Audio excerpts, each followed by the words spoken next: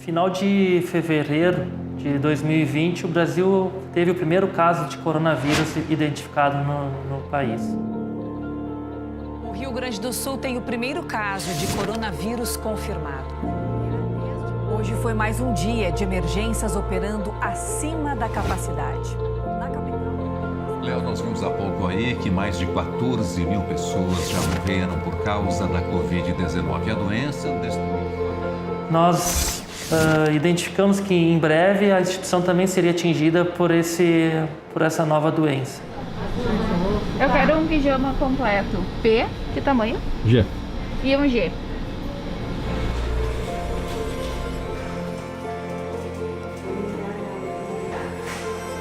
Os dois consultórios, que esses dois consultórios ficaram para parte de atendimento Covid. Pacientes que são suspeitos ou atendimento, é todo para essa parte aqui. Covid-5, que é a outra UTI. No dia 13 de março, identificamos já a possibilidade de aquisição de respiradores, no qual a Prefeitura de Lajeado fez essa aquisição dos 7 respiradores, e nós começamos a estruturação da UTI Covid, uma UTI isolada, diferente da UTI adulto. Nós tínhamos informações de que esse vírus era muito transmissível e que nós não podíamos colocar em risco as outras doenças que vinham sendo tratadas dentro do hospital. Aqui ficou a parte das SO, onde as pessoas são medicadas e tudo, então elas passam do consultório e elas vêm pra cá. Doutor Fábio. Aqui era o atendimento 24 horas, era uma entrada única para atendimento 24 horas. Depois eles fecharam esse daqui só para atendimento Covid, que seria a emergência respiratória, e o outro lado, pela central de visitas, ficou separado o atendimento 24 horas. Aqui separou também as duas recepção. Seria a recepção do atendimento 24 horas e a recepção da emergência. Triagem é a mesma coisa, tem a salinha aqui que as meninas paramentam tudo bem certinho. Uma parte desse daqui foi feito para sala de descanso. Aqui a gente tem 2 banheiros. Todas as vezes que o pessoal eles entram lá ali na UTI, eles saem, eles têm que tomar banho. Todas as vezes que sai, vão pro intervalo, banho. E aqui a gente tem a salinha de descanso deles. Aí tem outro aqui que seria da parte dos médicos, que tá fechado, provavelmente tem alguém dormindo também, descansando um pouco.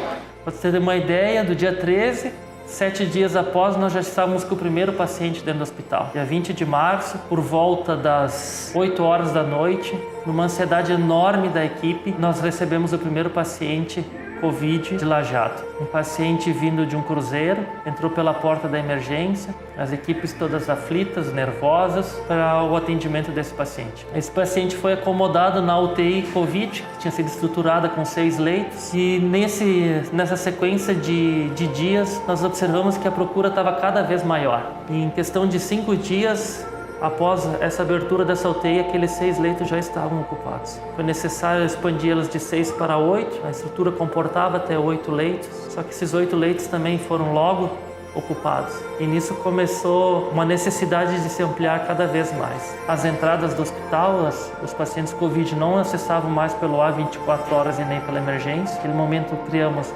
a emergência respiratória e também criamos mais leitos de UTI, saindo de 8 para 12 leitos. Mas a procura era cada vez maior. E aí tivemos o surto dos frigoríficos, que agravou ainda mais a situação aqui no município. Chegamos a ter 18 pacientes em UTI em questão de nem um mês.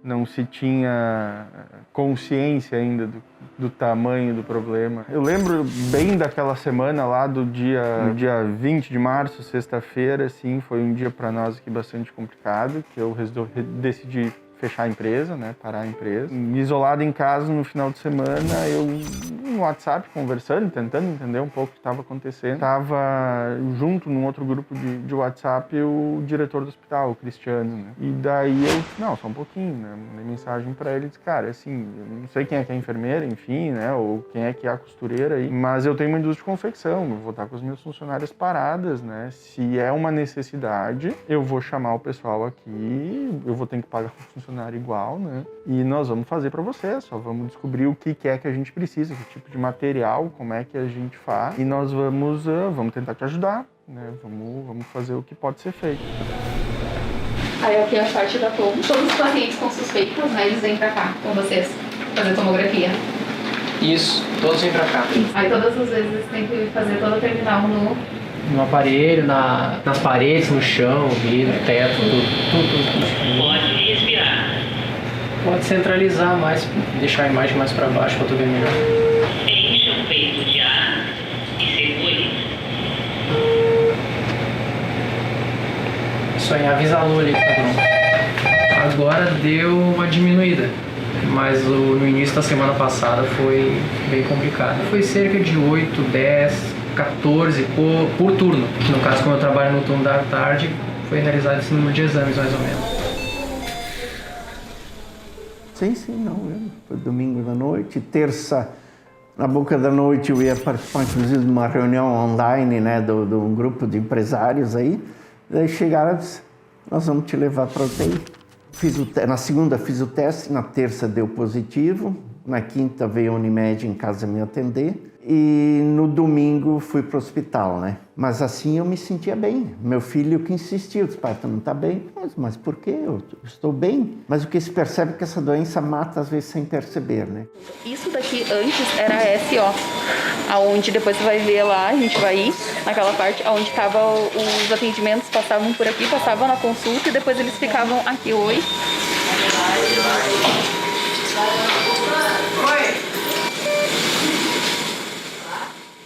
Ela disse, não, mas é melhor. Bem, eu disse, vocês são profissionais, tem que saber o que é o melhor, né? E eu sei que me levaram para a UTI e dali em diante eu praticamente não sei mais de nada. Num primeiro momento tentaram me colocar uma máscara com oxigênio, eu reagi mal, e aí me sedaram e me entubaram. Então, daí em diante eu só tive delírios, né? Outras coisas eu não sei. Algumas coisas sim, tipo, eu sabia que eu estava amarrado, tentava me soltar, forçava os braços e tentei cortar o tubo, né, com os dentes, porque aquilo incomodava, né? Mas de resto não... Eu fiquei 15 dias na UTI entubado. 15 dias. E daí no dia 4 de setembro, dia 5 de setembro, no sábado, eu saí da UTI e fui pro quarto, né? Mas ainda muito perdido, muito embaralhado, tudo muito confuso, né? Não ficava de pé, não caminhava mais, né? Não conseguia segurar o celular na mão, que ele caía porque era muito pesado, né? Sim. A parte emocional é a pior para nós, né? A gente vê tantos familiares perdendo seus entes queridos. Lidar com isso é muito difícil, a gente vê o sofrimento do paciente. Então isso também nos faz refletir bastante sobre o nosso trabalho, sobre o que a gente faz, tentando ajudar sempre no máximo que a gente consegue. A gente ainda está sofrendo uma demanda bem grande de pacientes, que nos exige muito mais atenção. É uma quantidade maior de pacientes com uma equipe muitas vezes que está iniciando, que o hospital contratou, novos funcionários, então é bastante desgastante para todos da equipe. Ainda segue bastante cansativo. Bem, esse espírito solidário a gente traz de casa. E quanto ao hospital, com a reforma do pronto-socorro, né? Com certeza, esse é um dos mais modernos do estado. Imagina que eu acho que são 8 UTIs junto ao pronto-socorro, né? Dificilmente vai encontrar em outro lugar, né? Então ele me pediu essa doação, né? Ele tá, mas o quê? Tá, nós precisamos do piso, 870 metros quadrados de porcelanato, né? A opção de classe A foi minha, né? E, a princípio, poxa vida, mas é um valor significativo, né? Mas depois comecei a pensar, pensando bem, não é tanto assim, eu acho que temos que ajudar. e vamos ajudar. E teve um menino que simbolizou todo esse atendimento excepcional. É um menino deficiente, Ismael, acho que é o nome dele, que todos os dias de manhã ele entrava para trocar a toalha, etc. E sempre entrava com muita alegria, mas muito feliz. Agonel, como você está? Passou bem e tal. Um dia eu chamei de, mas o fulano, vem cá. Mas seu nome? Ismael. Tá, mas onde é que tu busca todo esse entusiasmo de vir aqui todos os dias, passar pra gente esse entusiasmo? E ele me respondeu uma coisa que me emocionei na hora, viu? E ele me disse, Agonel, eu tenho um emprego e eu tenho que dar valor ao meu emprego, né? Puxa vida, que belo exemplo, né?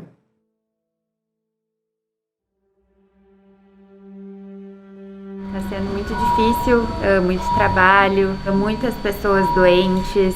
A gente está tentando atender todo mundo, mas chega um momento que chegou até esse momento, que passou, foi esses dias atrás, a gente não conseguiu, né? Esses momentos, assim, o paciente com muita falta de ar, muita dificuldade para respirar, a gente tem que conversar com eles, explicar que eles vão ser entubados. Os pacientes ficam com medo, eles estão há dias aqui sem ver os familiares, então esse é um momento muito delicado, assim, a gente se coloca no lugar deles, né? A gente não sabe se eles vão ser entubados, mas a gente não sabe se a gente vai conseguir tirar eles da ventilação. Então esses são os momentos mais complicados, assim. Outros momentos também, quando a gente perde algum paciente muito jovem, né? Um paciente que tem a vida toda aí tinha a vida toda aí pela frente. Então, ele aqui tá com traqueostomia, tá traqueostomizado. Que daí ele não consegue, tipo, ele ficou tanto tempo com o tubo e daí, tipo, eles não tiraram o tubo, ele não consegue, tipo, não conseguiu suportar respirar sem o tubo. Aí eles fazem a traqueostomia daí. Mas geralmente acima de 13 dias, 15 no máximo, se fica sem, não consegue respirar sem o tubo, daí é feita traqueostomia daí, geralmente. Os pacientes que são pós-estubados nas outras UTIs, eles vêm pra cá pra terminar um pouco melhor a recuperação. Aqui eles não ficam entubados, eles ficam com oxigênio do catéter de alto fluxo. Deixa eu ver qual paciente que está usando. Acho que é ela que está usando os oxigênio de alto fluxo. Eles ficam aqui, tipo, usando esses aparelhos até... Depende, ficam 2, 3 dias mais ou menos. Conforme vai a evolução, é trocado para catéter nasal ou óculos nasal. E daí depois eles vão pro quarto. A gente vai pro lado do ventilador, tá? Tá. Depois na hora de virar, a gente vira devagarinho porque ela tá com acesso. Então no 3. 1, 2, 3. Vai virando. Bom, para nós o atendimento dos pacientes com coronavírus neste momento está um pouco mais dificultoso do que no início da pandemia, porque o número de casos aumentou drasticamente, os pacientes vêm mais graves, pacientes mais jovens, muitas vezes a gente tem situações tristes dos pacientes virem a falecer. Então, conviver com isso diariamente, ver as famílias tristes, chorando com a perda do seu ente querido, para a gente tem sido bastante difícil. A gente tem tentado motivar a equipe para que continue trabalhando, dando o seu melhor, mas muitas vezes não tem sido fácil. Semana passada, inclusive, com um paciente de 43 anos que acabou tendo uma parada cardiorrespiratória, a gente participou da reanimação dele e ver aquele paciente tão jovem falecendo, para mim foi bem delicado, foi bastante difícil falar com a família, me emocionei bastante. Após essa primeira demanda, essa demanda e o atendimento ele começou a cair. Essas UTIs foram novamente remodeladas, aonde iniciou a internação clínica com os 13 leitos, a gente transformou numa UTI Covid de 10 leitos. Esses 10 leitos foram habilitados no Ministério da Saúde e começaram a ficar permanente na instituição. O que nós achávamos que era temporário acabou sendo permanente. Os volumes de atendimento caíram, em certo momento fechamos a emergência respiratória, voltando o atendimento para o A24 horas e para a emergência do hospital. Porém, lá em agosto de 2020, a gente começou a ter a segunda curva em Lajeado, com novamente aumento dos casos, tendo que reativar a emergência respiratória, deixando atendimento exclusivo para os pacientes de Covid e a UTI adulto comportando os 10 leitos. Em função de que a partir de agosto, o Ministério da Saúde, por um protocolo novo de atendimento, permitiu que os pacientes acima de 20 dias de internação poderiam ser realocados para a UTI adulto do hospital, não precisando mais ficar 100% na UTI Covid. E assim nós conseguimos começar a dar o giro dos leitos com 10 Covid e nos 20 adultos. Passados 30 dias de agosto, lá por final de setembro, a demanda voltou a cair novamente, os nossos pacientes na UTI Covid também. Chegamos a ter momentos que nós tínhamos 5, 6 pacientes na UTI Covid de 10 leitos disponíveis. Ficou estabilizado até metade de novembro. Na metade de novembro começamos a ter novamente a terceira curva aqui em Lajeado, que aumentou novamente a procura, tivemos ali alguns feriados, houve algumas aglomerações. Isso tomou-se novamente necessário essa questão de remanejo de pacientes da UTI Covid para a UTI adulto, não sendo necessário a ampliação de leitos. Em final de novembro para dezembro, nós já identificávamos um risco da instituição ser afetada mais fortemente em 2021, em função das novas cepas, as novas variantes do coronavírus, e muitos achavam que aqui não seria afetado, em função de a gente já estar numa contaminação elevada já durante esse período todo, e que nós não teríamos mais essa elevação de casos. Porém, em metade de fevereiro de 2021, nós começamos a observar um aumento muito expressivo de atendimentos nas UPAs, nos pronto-atendimentos, e nós já conseguíamos identificar que havia algo de diferente nesse processo todo. Nesse período, a gente começou a fazer cálculos e os números nos assustavam muito, porque como nas outras 3 curvas, a gente aprendeu de como é que essa doença se comportava, o período de contaminação, o tempo que essas pessoas ficavam graves, nós enxergávamos que a estrutura que o hospital tinha montada com 10 leitos de UTI Covid e fazendo giro para a UTI adulto não seriam suficientes.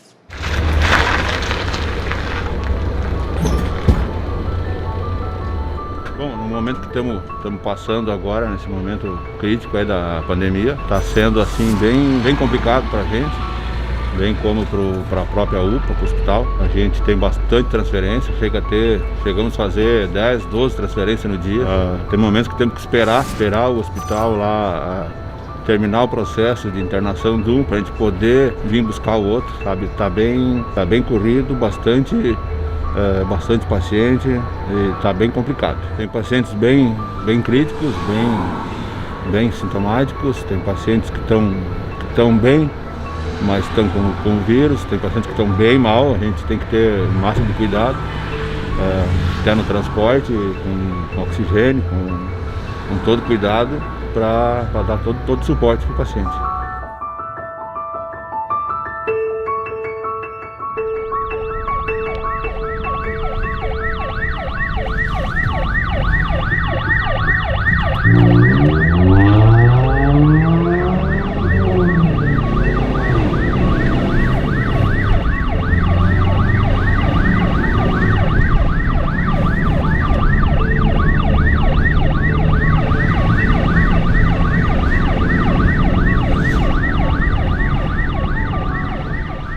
Caso aí de tu ter que transportar um amigo teu, um conhecido teu, deixa a gente bem chocado, né? Mas a gente tá um pouco preparado psicologicamente para isso e a gente se cuida bastante aí no dia a dia para tentar não pegar esse vírus, né? Não correr o risco de pegar e não levar para casa.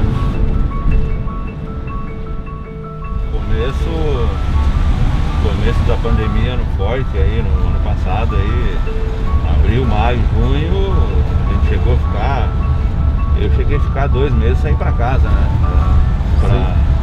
Para garantir a segurança da família, né?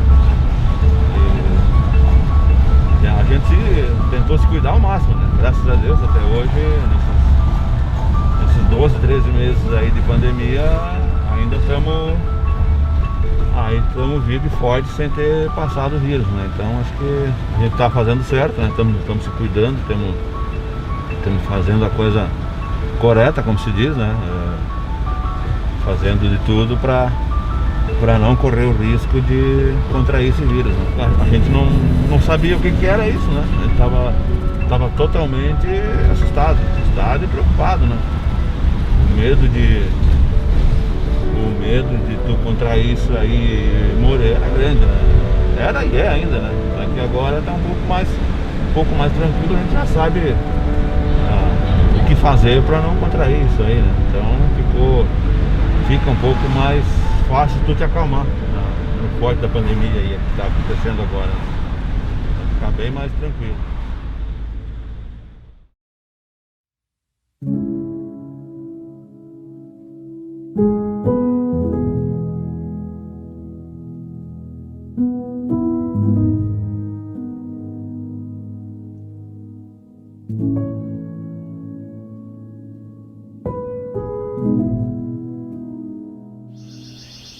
Em dezembro de 2019, ele teve um acidente com a Makita e ela caiu no pé e daí ele perdeu muito sangue, fez um corte profundo e perdeu muito sangue. E daí foram feitos exames e a anemia dele estava muito alterado e a imunidade muito baixa. E daí eles foram aprofundando os exames até chegar no ponto de então fazer uma biópsia da medula. E foi feita a biópsia da medula e deu mieloma múltiplo. Apareceu que ele teve o Covid e daí agravou demais aquele mieloma dele. Então as duas coisas juntas ele não conseguiu reagir.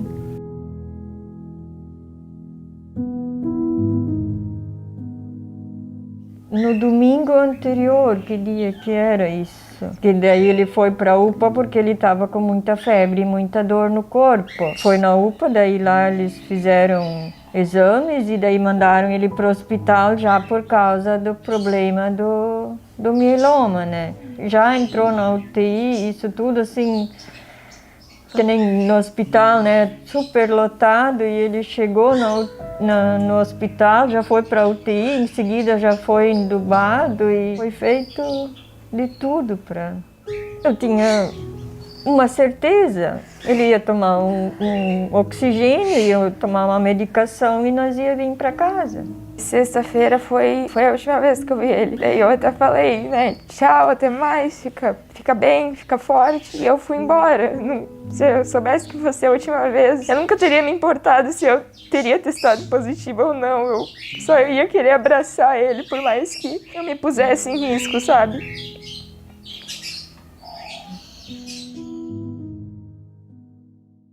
Pelo dia 16 de fevereiro, nós já tínhamos estruturado a UTI Covid-2, por onde tudo iniciou, onde a gente tinha aqueles 8 leitos, deixando mais 6 leitos estruturados. Então, nós tínhamos os 10 da UTI Covid-1, mais 6 na UTI Covid-2. Bem, lá no dia 18 de fevereiro, essa demanda começou a entrar dentro da instituição. Os volumes vinham muito elevados. Em questão de 2 dias, aqueles 6 leitos que nós tínhamos estruturados estavam ocupados. A gente fez a expansão de mais 2 leitos, atendendo 8 leitos na UTI Covid-2, então nós já tínhamos 18 leitos. Assim, a gente fez uma expansão para a UTI Covid-3, com mais 4 leitos, aí nós já tínhamos 22 leitos. E depois disso, nós tivemos que fazer mais uma expansão de mais 7 leitos, chegando a 29 leitos. E aí nós estávamos com a capacidade máxima tomada do hospital, em questão de 6 dias. A única alternativa que nos restava era analisar quais eram as possibilidades de a gente fazer com que o giro da UTI fosse mais rápida ou de que a gente evitasse que as pessoas fossem para a UTI naquele momento. Porque nós só tínhamos uma forma, ou expandir, que era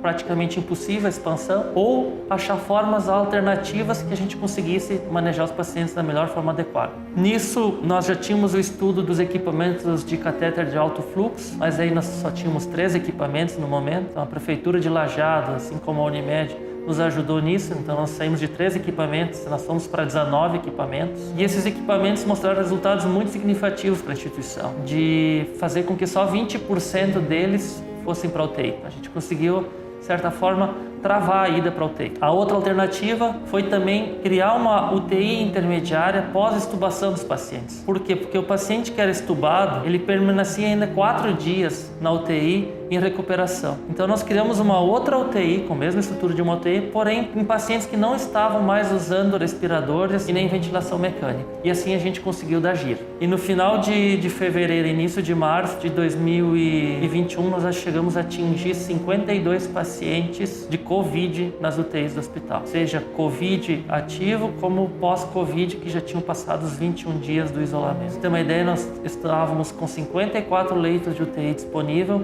sendo 52 pacientes ocupados só com Covid na instituição.